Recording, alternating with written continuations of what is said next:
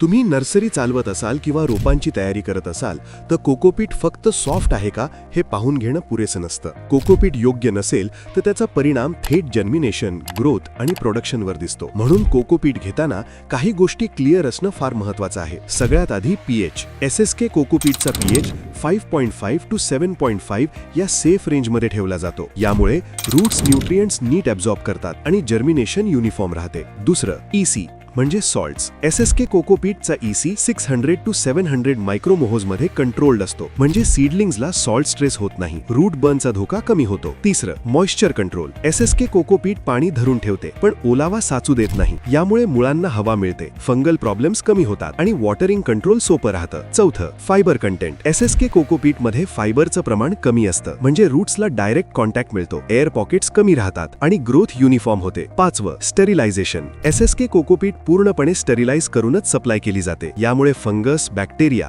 आणि disease spread होण्याचा धोका मोठ्या प्रमाणात कमी होतो. आणि सगळ्यात महत्त्वाचं जर्मिनेशन टेस्टिंग. SSK मध्ये कोकोपीट टेस्ट केल्याशिवाय डिस्पॅच केली जात नाही, म्हणजे प्रत्येक बॅच सेम रिझल्ट देईल याची खात्री. आणखी एक प्रॅक्टिकल फायदा, 25 kg बॅग मध्ये साधारण 40-45% जास्त फिल, सेम बॅग मध्ये जास्त ट्रेज, म्हणजे डायरेक्ट कॉस्ट सेव्हिंग. म्हणूनच अनेक फार्मर्स आणि कमर्शियल नर्सरीज SSKचं कोकोपीट निवडतात, कारण SSK कोकोपीट सॉफ्ट म्हणून नाही, टेस्टेड, कंट्रोल्ड आणि कन्सिस्टंट म्हणून वापरली जाते. सेव्ह ठेवा हा व्हिडिओ. योग्य कोकोपीट इक्वल्स स्टेबल नर्सरी.